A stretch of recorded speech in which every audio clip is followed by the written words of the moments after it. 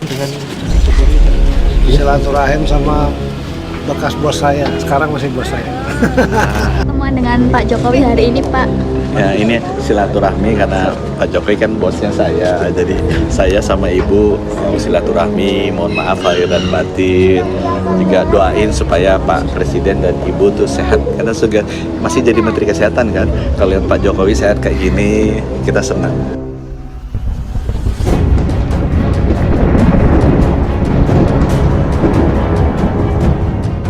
Assalamualaikum warahmatullahi wabarakatuh. Beberapa waktu yang lalu kita ketahui kalau para pejabat itu berkunjung ke rumah Pak Jokowi. Hal inilah yang membuat banyak analisis atau para pengamat politik yang menyebutkan kalau ini adalah bentuk atau bagian bentuk dari matahari kembar. Karena seperti yang kita tahu kalau presiden saat ini adalah Prabowo Subianto, namun yang dikunjungi oleh beberapa menteri adalah ke rumah Pak Jokowi. Nah, menariknya di sini ada dua orang menteri yang menyebutkan kalau Jokowi ini adalah bos beliau. Nah, makna bos ini juga sangat rancu ya, dan juga bisa dikatakan mungkin salah satu poin yang cukup mengerikan. Karena menurut Mardhani Alisera, hal ini bisa memicu keguncangan politik dan bisa menjadikan ada matahari kembar di Indonesia. Karena seperti yang kita tahu kalau Jokowi ini saat ini hanya menjadi seorang mantan presiden. Beliau bukan ketua umum dan tidak menjabat apapun. Tapi bila dikatakan masih bos sampai dengan saat ini, nah itulah yang menjadi perbincangan publik. Nah, menariknya di sini ada satu diskusi yang sangat menarik, yang dimana narasumbernya ada Adi Prayitno, seorang pengamat politik, dan juga ada Bung Daniel Anzar Simanjuntak. Seperti yang kita tahu kalau beliau adalah pejabat dari Partai Gerindra. Nah, di sini yang menariknya, yang menjadi substansi dari video ini adalah sikap dari Daniel Anzar Simanjuntak. Di mana kalau kita membagi video ini menjadi beberapa bagian, pada bagian awalnya Daniel Anzar Simanjuntak ini membuat narasi yang ya seperti layak para pejabat umumnya lah. Seperti yang diulang, ya itu kan hanya silaturahmi, tidak akan ada guncangan politik. Para menteri itu tetap saja membuat atau menjadikan Prabowo itu sebagai presidennya, bosnya, ya segala macam hal itulah. Namun di sini menariknya adalah Bung Adi Prayitno ini seolah-olah mengajari bagaimana seharusnya bersikap dalam politik untuk saat ini. Mengajari Daniel Anzar Simanjuntak yang seharusnya harus tegas kepada para menteri atau pejabat yang membuat suasana ini menjadi gaduh. Mengajari para menteri-menterinya atau mereka yang menjadi bagian kabinet dari Prabowo untuk tidak lagi berkata yang sembarangan. Nah, menariknya di sini di bagian akhirnya itu Daniel Anzar Simanjuntak seolah-olah mengiyakan atau oke lah bos, oke lah guru, yang dimaksudkan kepada Bung Adi Prayitno, sehingga narasinya berubah dari narasi yang pertama dan narasi yang kedua itu sangat berbeda. Nah, jadi itulah analisa kami melihat obrolan ini, mungkin cuma sekitar 10 menit ya, tapi ada beberapa hal yang sangat substantif di mana di sini kita bisa melihat atau membuat kesimpulan bahwa seolah-olah Daniel Anzar Simanjuntak ini sedang diajarkan oleh Adi Prayitno bagaimana menjadi seorang politisi yang tegas, yang tidak banyak-menyek, namun memiliki suatu kredit atau sesuatu yang nanti bisa menjadi pelajaran atau teguran kepada mereka yang suka ngomong sembarangan. Nah, bagaimana videonya? Mari kita simak berikut ini. Pertama, kalau persoalan silaturahmi politik, saya kira tidak ada persoalan apapun. Biasanya tokoh-tokoh kunci seperti mantan presiden ataupun ketua umum partai, biasanya kalau dalam momen Lebaran dan Idul Fitri, memang seringkali dikunjungi oleh mereka yang disebut sebagai anak buahnya atau mantan orang yang pernah dibesarkan, kira-kira begitu. Tapi yang menjadi persoalan yang cukup serius itu, yang ini per hari ini kemudian menjadi perdebatan yang agak sedikit tegang lah, kira-kira begitu, ketika ada menteri yang mengatakan Pak Jokowi juga adalah bosnya. Ini adalah satu statement yang dianggap offside, itu statement yang kemudian dianggap tidak etis, karena sejatinya seorang menteri itu bosnya cuma satu, yaitu Presiden Republik Indonesia Pak Prabowo Subianto. Jadi dalam konteks itulah sepertinya publik ini menunggu sebenarnya sikap resmi dari istana, terutama untuk menjaga kewibawaan di istana, bahwa para menterinya itu memang harus tegak lurus dan kepatuhannya itu kepada Presiden Republik Indonesia, bukan kepada yang lain. Kan di situ sebenarnya Mas Tifal yang paling penting. Artinya apa? Sekalipun menteri ini secara praktik punya bos lain di luar Pak Prabowo Subianto, tapi tidak perlu juga kan secara eksplisit disebutkan bahwa bos mereka saat ini misalnya Pak Jokowi ataupun yang lain. Kalau kita mau jujur sebenarnya, menteri-menteri dari partai politik mereka juga punya bos lain di luar Pak Prabowo. Siapa bosnya? Adalah ketua umum partai. Tapi mereka itu kan tidak pernah secara eksplisit menyebut ketum itu adalah sebagai bos mereka. Itulah yang kemudian ketika pejabat publik, menteri, wakil menteri saat ini adalah anak buahnya Pak Prabowo Subianto, publik hanya ingin menilai bahwa satu-satunya bos yang ingin disebut oleh mereka hanyalah presiden, bukan yang lain. Nah, yang ketiga sebenarnya kalau mau jujur, dulu kan banyak sekali orang yang marah ketika Jokowi jadi presiden 2 periode masih disebut sebagai petugas partai oleh PDIP. PDIP kan dimarahi, PDIP dibully, itu tidak pantas. Sekalipun publik tahu bahwa Jokowi adalah PDIP, per hari ini mestinya ya istana mungkin perlu juga marah dan menegur menteri-menteri yang masih menganggap ada bos lain di luar Pak Prabowo Subianto. Jangan ada kesan bahwa pemerintahan dan kekuasaan hari ini itu masih ada bayang-bayang dari pemerintahan sebelumnya. Ini yang saya kira sebut sebagai otoritas bahwa Presiden Republik Indonesia hari ini Pak Prabowo adalah the one and only yang mendapatkan mandat, di mana para anak buahnya, menteri, wakil menteri, kepala badan adalah yang kemudian tegak lurus kepadanya. Maka sejauh mana Gerindra mencermati pernyataan masih jadi bos saya Pak Jokowi itu oleh beberapa menteri? Pak Budi Gunadi bilang begitu, Pak Trang juga bilang begitu. Gimana ngeresponnya Bang Daniel?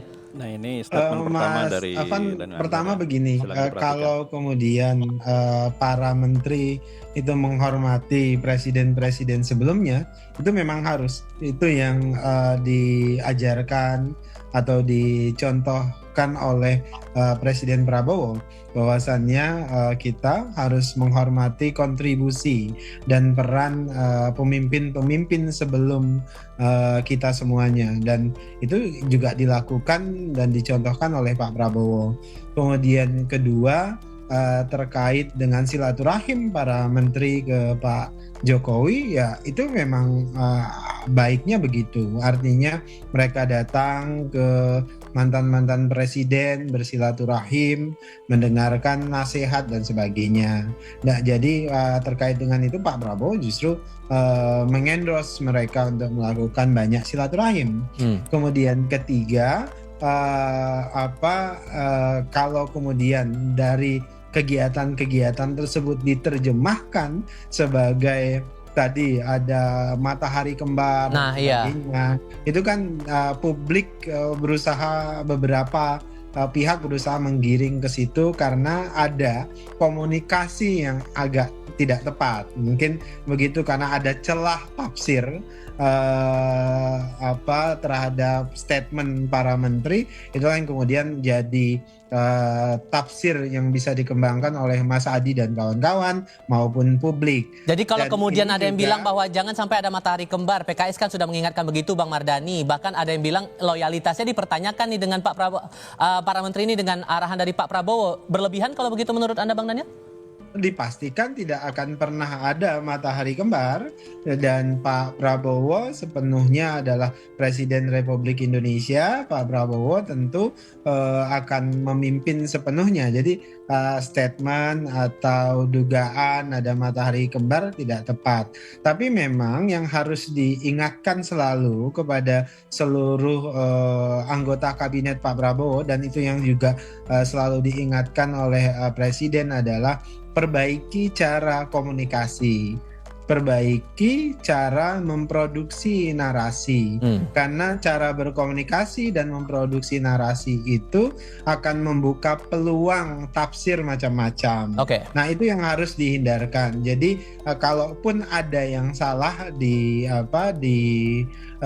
silaturahim atau di pertemuan-pertemuan, itu tentu adalah cara menyampaikan komunikasinya. Jadi yang kemudian membuka tafsir macam-macam, memberikan kesempatan kepada Mas Hadi dan publik itu untuk memberikan tafsir yang kira-kira merugikan semua Pak Prabowo ataupun merugikan menteri-menteri bersangkutan. Nah, Mas Hadi, nggak ada matahari kembar, loyalitas masih terjaga, gimana tuh? Ya tadi barusan seolah-olah Ya, saya kira menyalahkan Bang ya, Dhanil ini cukup menyalahkan hati-hati mereka. statementnya. Padahal yang ditunggu publik adalah misalnya Gerindra marah, Istana marah. Tidak sepantasnya seorang menteri itu menyebut bos lain di luar Prabowo Subianto. Betul bahwa ada bos lain ya, tapi tidak secara eksplisit mestinya itu disebutkan. Itulah yang saya sebutkan sebenarnya, Mas Tifal. Saya kira menteri-menteri dari partai mereka masih menganggap ketum mereka itu adalah bos mereka, tapi kan tidak pernah diungkapkan sebagai sebuah bos. Artinya publik memahami kok kabinet hari ini, kabinet Merah Putih itu kan hampir separuh adalah Jokowismen. Semua orang tahu, tapi kan cukup hanya ditunjukkan dengan silaturahmi, gestur tubuh, ngobrol-ngobrol tanpa harus secara tegas misalnya disebutkan bahwa Pak Jokowi masih adalah bosnya. Inilah yang saya sebutkan, pejabat publik itu statement-statementnya memang harus hati-hati. Jangan sampai menimbulkan tafsir dan kegaduhan. Karena kalau mau jujur, politik kita itu kan soal persepsi. Politik itu kan soal tafsir. Dan per hari ini ketika ada dua menteri mengatakan masih ada bos lain di luar Pak Prabowo Subianto, wajar kalau kemudian istilah matahari kembar ini muncul. Per hari ini itu pun juga masih kuat. Artinya apa? Dikhawatirkan perspektif semacam ini akan mengalir kemana-mana.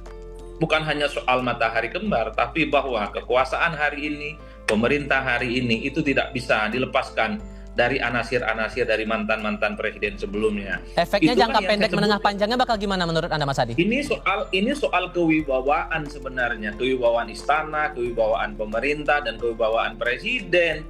Janganlah para pembantu mereka masih menganggap ada bos lain di luar pemerintah. Itulah yang saya sebutkan. Kalau mau jujur kita melihat bagaimana perkembangan publik per hari ini adalah sikap misalnya teguran ataupun statement-statement yang mengingatkan kepada para menteri supaya hal-hal yang semacam itu tidak terulang, karena apapun judulnya sesuai dengan konstitusi, para menteri dan wakil menteri plus kepala badan adalah mereka sebagai pembantu presiden. Itu artinya apa? Presiden adalah the one and only, satu-satunya bos. Tidak ada bos-bos yang lain yang mestinya muncul di luar itu. Jadi di situ saja sih sebenarnya, makanya tidak mengherankan ini istana sampai hari ini adem ayem. Saya sebenarnya termasuk berharap Bang Dhanil ini agak galak lah, supaya hal-hal yang semacam itu tidak terulang. Jangan sampai hal-hal yang sifatnya menimbulkan kegaduhan itu justru menimbulkan persepsi yang kurang baik terhadap pemerintahan ini. Karena Bang Dhanil udah Kita senyum-senyum dengar kayaknya mau perbedaannya menanggapi ya. nih. Jadi Dari, apakah Pak Prabowo bakal menanggapi statement pertama pernyataan dan para kedua. menteri itu? Sebenarnya sudah galak. Kalau galaknya itu adalah seperti yang disampaikan oleh Pak Prabowo kepada seluruh pejabat publik, baik itu menteri, wakil menteri, kepala badan, wakil kepala badan. Hati-hati dengan komunikasi publik, hati-hati ketika menyampaikan pesan, dan itu sudah diwanti-wanti oleh Pak Prabowo berulang kali. Jangan teledor memproduksi narasi. Artinya kalau kemudian diulangi, kemudian ada kesempatan tadi memunculkan tafsir dan persepsi yang macam-macam, itu tentu merugikan Pak Prabowo sebagai Presiden Republik Indonesia. Nah, jadi kalau kalau berharap misalnya apa yang salah misalnya dari sikap dan narasi tersebut, ya tadi itu kurang hati-hati. Dan yang jelas tentu Pak Prabowo, kemudian kami di Partai Gerindra berkeyakinan tidak ada matahari kembar, tidak ada orang yang bisa mengintervensi Presiden Republik Indonesia, dalam hal ini adalah Pak Prabowo Subianto. Kalau menurut Anda, Mas Adi, singkat saja, perlukah ada penegasan dari Pak Prabowo atas pernyataan dari para menteri ini? Ya, sekalipun bukan Pak Prabowo, saya kira adalah orang-orang istana yang sangat otoritatif yang selama ini identik dengan presiden. Mungkin Pak Dasko, mungkin Pak Ahmad Muzani, mungkin juga adalah pimpinan-pimpinan penting yang ada di koalisi untuk mengingatkan janganlah hal yang semacam ini terulang lagi, karena ini akan menimbulkan kontroversi dan kegaduhan. Jadi sekali lagi, kewibawaan soal pemerintahan hari ini itu kan dipertaruhkan. Jangan ada kesan masih bisa diintervensi oleh pihak-pihak lain di luar kekuasaan hari ini. Ingat, mandat presiden terpilih adalah satu-satunya orang yang kemudian sangat layak disebut sebagai bos, bukan kepada yang lainnya. Saya kira di situ, Mas Tifal. Jadi semoga Bang Dhanil bisa mendengarkan suara publik semacam ini, sehingga ada feedback, ada masukan, ya ditegurlah Bang Dhanil, supaya tidak terulang. Ya, itulah tadi kita bisa menonton langsung ya, kita bisa menyimak, kita juga bisa menganalisa. bagaimana perbedaan statement dari Bung Daniel Anzar Simanjuntak pada bagian pertama dan juga pada bagian yang kedua setelah jatuhnya diceramahi atau digurui oleh Adi Prayetno.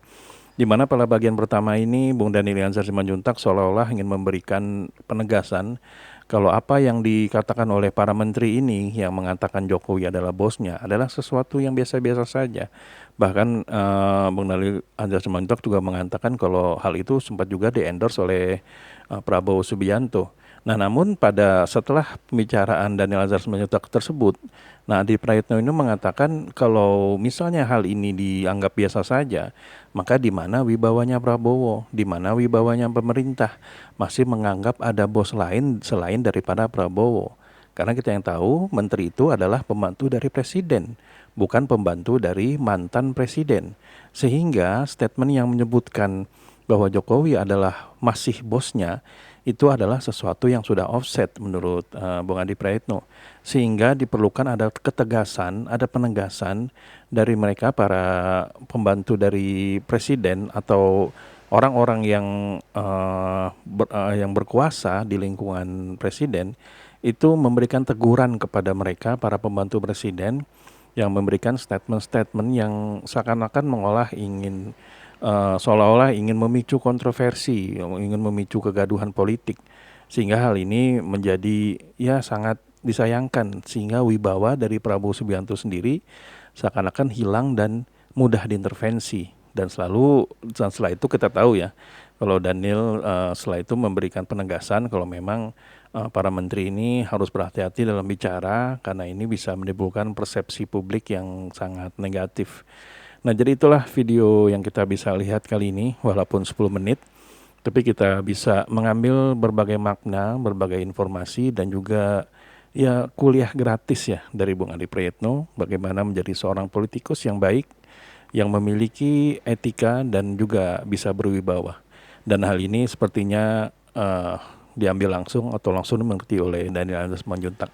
Nah, bagaimana teman-teman semua? Apakah sepakat kalau video ini adalah sepertinya dalam tanda kutip bentuk Adi Prayitno ini mengajari Daniel Anzar bagaimana cara berpolitik yang bagus, yang baik, yang bisa dihormati dan juga berwibawa gitu. Kalau misalnya ada yang tidak sepakat silakan tuliskan di kolom komentar ya. Jadi sampai di sini dulu Dan Project. Memang kami ada salah kata atau salah data, kami mohon maaf. Wabillahi taufiq wal hidayah. Wassalamualaikum warahmatullahi wabarakatuh.